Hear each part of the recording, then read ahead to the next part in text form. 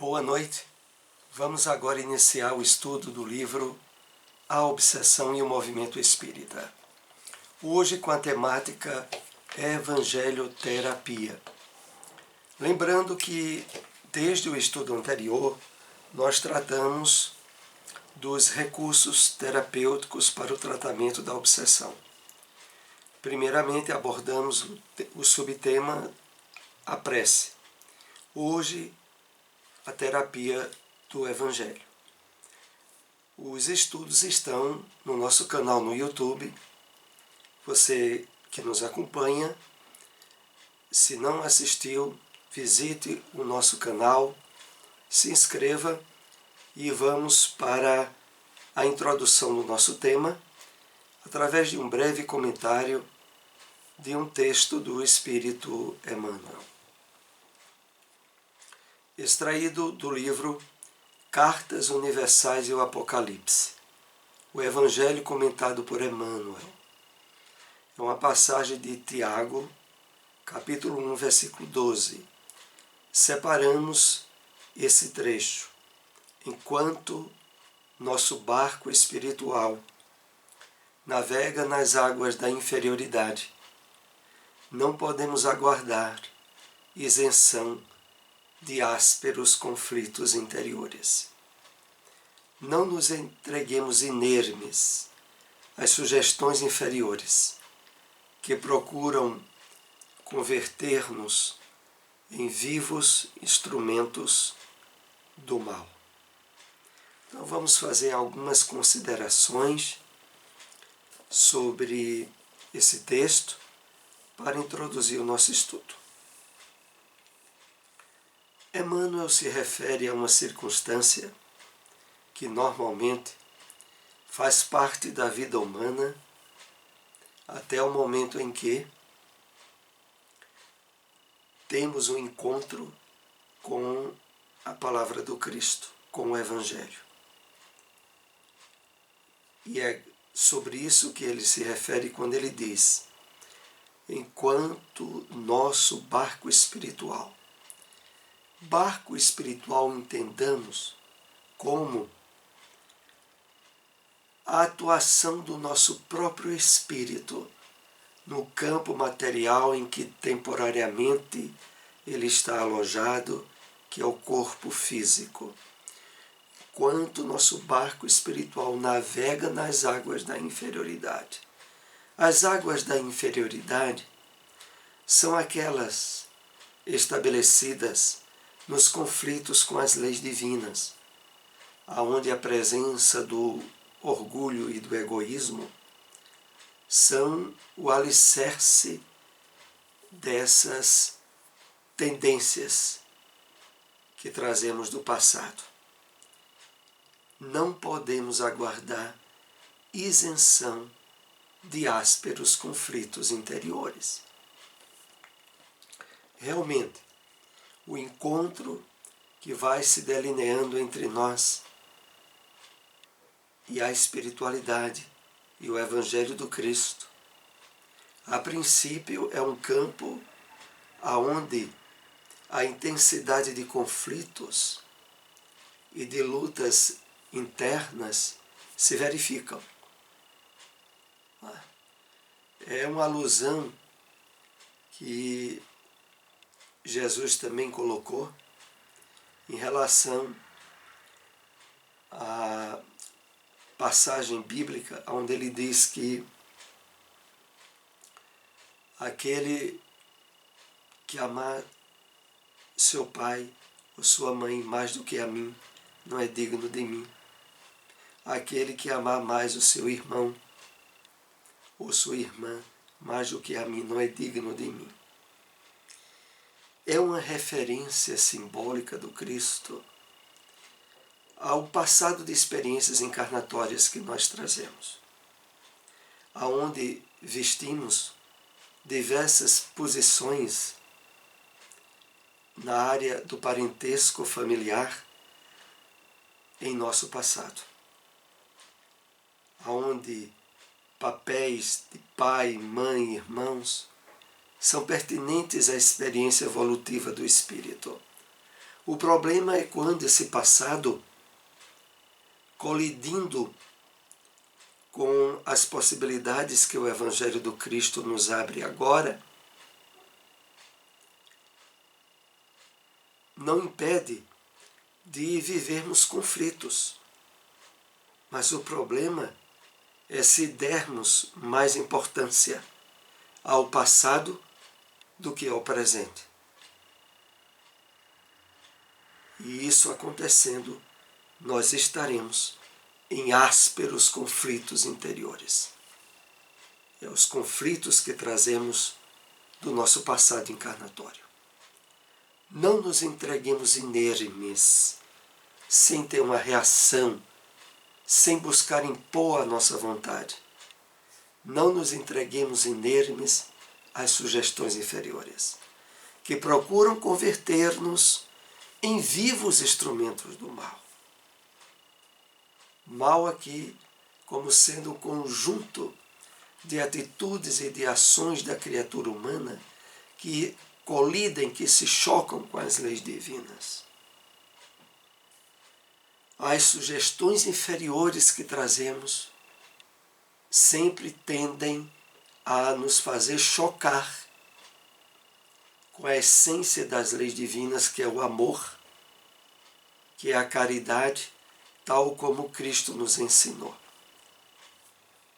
Mas aqui, atentos a essas advertências que Emmanuel nos traz, somos habilitados a não permitir e não nos entregarmos às sugestões inferiores que procuram atrelar-nos, prender-nos ao nosso passado de erros.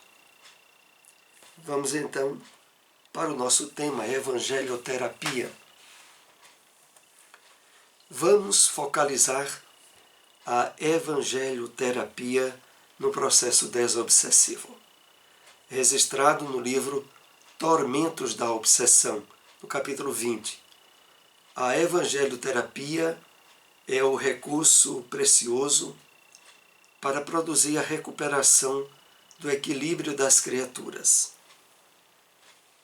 preservá-lo e irradiá-lo na direção de quem se encontra necessitado.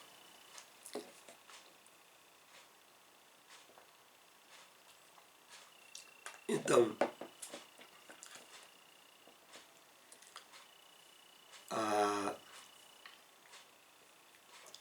a temática ela tem por base o capítulo 20 do livro Tormentos da Obsessão. E o livro que estamos estudando faz uma síntese de passagens registradas no capítulo 20, intitulado Evangelioterapia. Então, é um recurso precioso para produzir a recuperação do equilíbrio das criaturas. Ora, a essência do Evangelho colocada por Cristo para nós é bem consubstanciada quando ele diz que o alimento que vinha nos trazer iria tirar toda fome e toda sede. Iria estabelecer um clima de harmonia e de paz interiores, que seria o alicerce, e é o alicerce fundamental, para restituir-nos a liberdade interior em termos de autonomia e diretriz sobre o que agora sabemos ser o certo, o que está alinhado com a lei do amor e que tem por consequência a felicidade que nós todos tanto buscamos. A partir do trabalho interno em nós nos habilitamos a irradiá-lo na direção de quem se encontra necessitado, de quem faz parte do nosso convívio diário. Não negamos a excelência de livros, de outros livros básicos de diversas religiões, ricos de misericórdia e paz e de consolo espiritual. No entanto, o Evangelho, face à sua linguagem simples e profunda, ética e atual, dá-nos a impressão que foi elaborado para este momento tormentoso em que a humanidade está vivendo. Realmente, as profundas verdades colocadas pelo Cristo na letra do Evangelho e que hoje a revelação espírita extrai o espírito da letra e nos faz perceber a atualidade das orientações, das diretrizes que o mestre ali especificou. E, de fato, envolve respostas para as ansiedades, para os desequilíbrios emocionais, tão pertinentes à época atual em que estamos vivendo. A sua leitura calma, com reflexão, objetivando a entender as ocorrências existenciais, constitui recurso incomum para o espírito que se recupera da ansiedade e dos distúrbios que o afetam, recuperando a alegria de viver.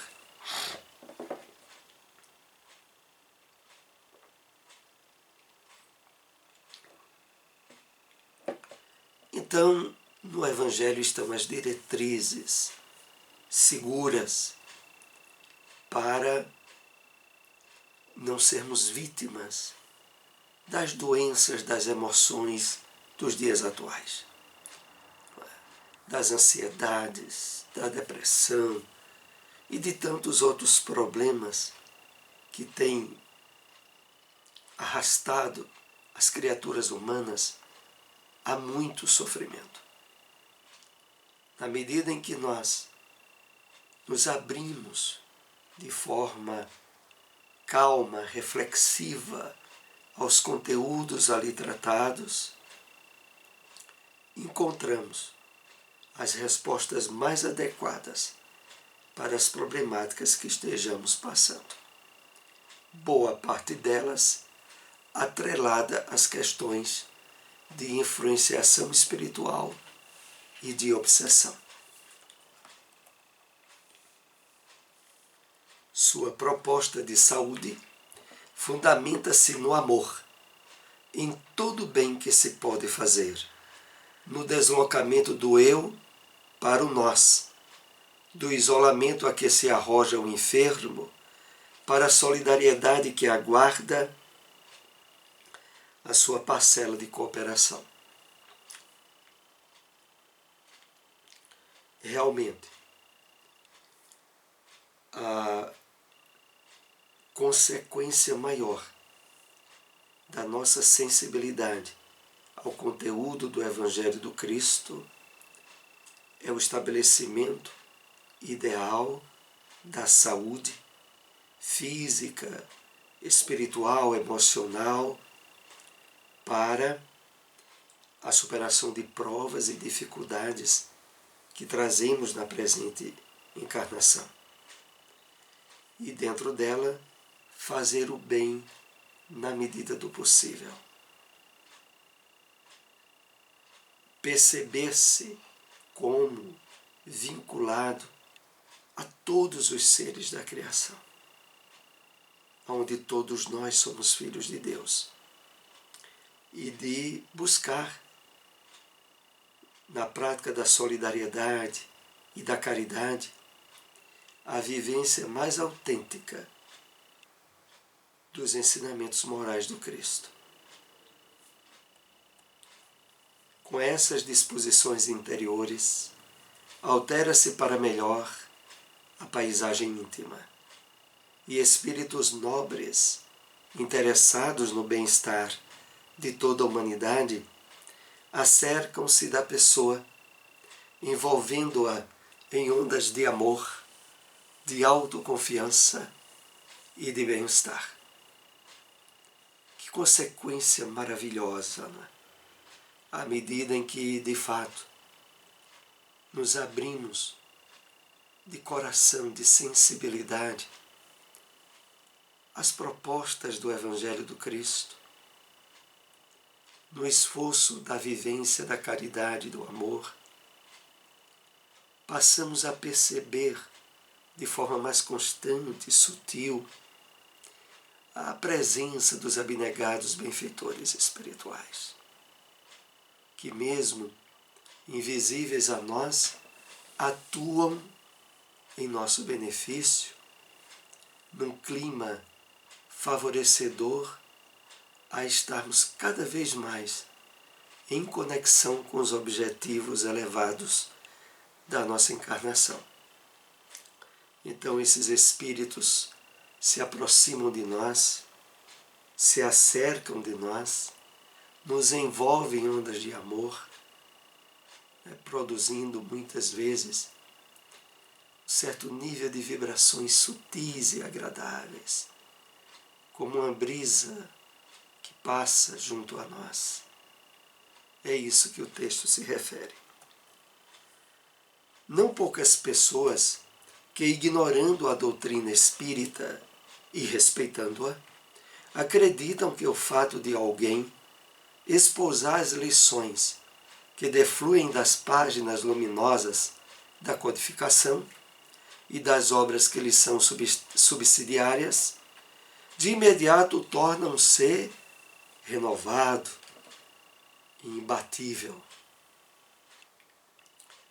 Pensávamos assim, né? Logo no início de nossa aproximação com a doutrina espírita. É muito natural e fácil a dedução, pelo conteúdo sublime da revelação espírita, de achar que aqueles que já se apoderaram desse conteúdo expressariam um nível de espiritualidade, de elevação, no nível de profundidade, mas normalmente sabemos que não é assim que acontece. Vejamos, em razão das heranças ancestrais negativas e das múltiplas vinculações com o vício, cujos resíduos permanecem por longo período, impregnando o perispírito, nem sempre o candidato à edificação de si mesmo consegue o objetivo a que se propõe. Então,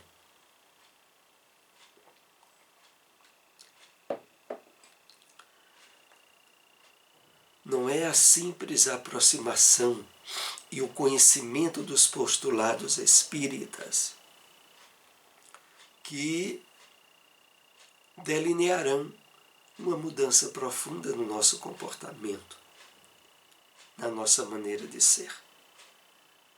Sobretudo porque nós trazemos no nosso psiquismo um vasto campo de heranças ancestrais negativas, associadas a vício, a crimes, a desequilíbrios, e que não se apagaram totalmente de nós. Pelo contrário, exercem um nível subterrício de infiltração, de querer nos derrubar, de fazer-nos voltar a vícios e hábitos do passado, mas que agora, tendo recebido a luz do Consolador prometido, que é o Espiritismo, nós estamos no esforço que deve ser o máximo de superação,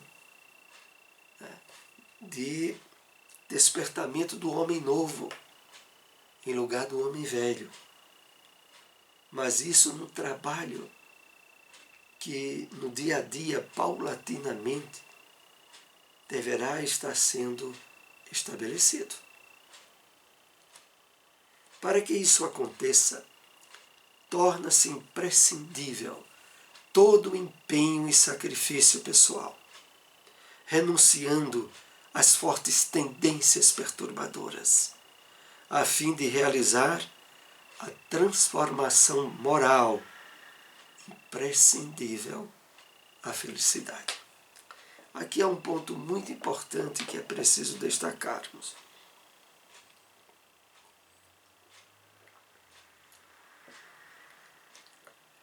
Claro que exige esforço e trabalho a superação das tendências viciosas do passado. Mas algo certo nós sabemos, é que a busca que trazemos de um passado longínquo, de encontrar felicidade, agora se delineia de forma clara com a revelação espírita. A felicidade verdadeira e real só ocorre na medida em que nós nos harmonizamos com as leis divinas, ao máximo. Então, o trabalho, o esforço de superação das tendências do passado não é apenas um trabalho a ser realizado e que exige esforço. Não. É um trabalho que, acima de tudo, é o único que pode nos dar real felicidade. A felicidade que não se estabelece na ilusão do corpo, nem no apego das posses materiais transitórias e nem em pessoas. Porque, na verdade, o despertamento da nossa consciência espiritual, iluminada pela revelação espírita, nos projeta a perceber na experiência encarnatória aquilo que o apóstolo Paulo diversas vezes assinalou em suas cartas, a nos percebermos como forasteiros em um país que não é o nosso. É assim que nós somos chamados a nos perceber diante da experiência física que estamos tendo na atual encarnação. O expositor, o escritor, o médium espírita, melhor do que qualquer outro adepto da doutrina do Consolador, são portadores de altas responsabilidades, devendo esculpir na conduta os conteúdos que oferecem aos demais. Então, todos nós que, de um modo ou de outro, estamos vinculados à doutrina espírita, somos portadores de altas responsabilidades. E quando aqui é colocado que nós devemos esculpir na conduta os conteúdos que a doutrina nos trouxe e que oferecemos aos demais, é bem caracterizador esse verbo esculpir, porque é trabalhar, delineando, ponto a ponto, as arestas de erros e de vícios que trazemos do passado, para que surja o homem novo, plenamente renovado pelo Evangelho do Cristo. Então, é um trabalho de esculpir na conduta os conteúdos que oferecemos aos demais. O conhecimento apenas não basta para oferecer resistência à pessoa ante as inclinações para o mal e para a desordem interior.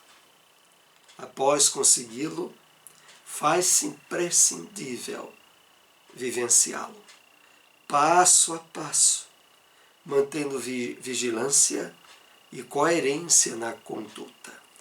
Vamos analisar aqui esse último tópico para o estudo dessa noite. Claro, o conhecimento não basta. É importante e insubstituível, porque é a partir dele que nós temos abertas as portas para o autoconhecimento, para o trabalho de despertamento espiritual. E nesse trabalho, as inclinações para o mal que trazemos do passado terão que ser superadas uma a uma. Após consegui-lo, o conhecimento, faz-se imprescindível vivenciá-lo. Mas essa vivência do conhecimento que temos pela revelação espírita não pode e nem deve ser algo pesado. Tem que ser algo que parta do sentimento, da vontade e do gosto em trilhar um campo novo de experiências, mesmo estando no corpo físico, mas não mais submetido a condicionamentos e vícios, mas se impondo como espírito que conquistou a liberdade das ilusões da matéria, da posse, e que agora se impõe sob a luz do Evangelho do Cristo. Esse, de fato, é um indicativo de um trabalho profundamente desobsessivo e que ampara não só a nós, mas também a espíritos que nos acompanham e que, devido a desequilíbrios ou inclinações para o mal, recebem através do nosso exemplo de vida e de conduta o estímulo necessário para que eles também se renovem. Chegamos assim ao final do estudo dessa noite. Agradecemos àqueles que nos acompanharam. Se possível, compartilhem essas informações. Até o próximo estudo. Boa noite para todos.